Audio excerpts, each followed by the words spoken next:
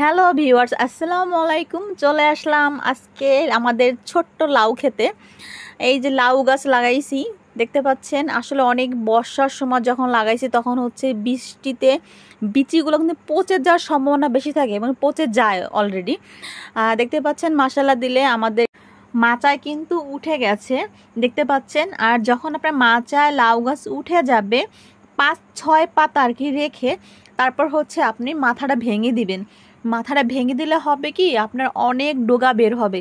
অল্প দিনের ভিতরে দেখবেন আপনার পুরো মাচা মনে ছেয়ে গেছে। আবার যে গোড়ার পাতা আছে না, দেখবেন লাল লাল হয়ে গেছে, ওই পাতাগুলো কিন্তু আপনার অলরেডি সার খাচ্ছে। আপনি চাইলে কিন্তু ওই লাল পাতাগুলো আপনি ফালা দিতে পারেন, তাহলে দেখবেন গাছ আরও বৃদ্ধি পাবে। আর আপনাকে সবসময় বলে থাকি যে না, আপনার তরকারির যে খোসাগুলো এগুলো কিন্তু ফেলে দিবেন না, একটা বালতিতে রেখে দিবেন। এটা পচে কিন্তু আপনার জৈব সার তৈরি হয়ে যাবে।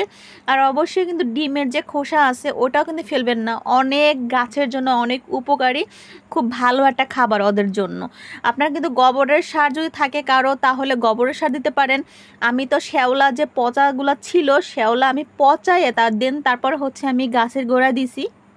সার বা যাই কিছু আপনার দেন না কেন, গাছের গোড়া রেখে আপনারা সাইডে দিবেন। গাছের গোড়া লাগলে কিন্তু গাছটা নষ্ট হয়ে যাবে। ভিডিওটা এই পর্যন্তই। সব ভালো থাকবেন, সুস্থ থাকবেন। আল্লাহ হাফেজ।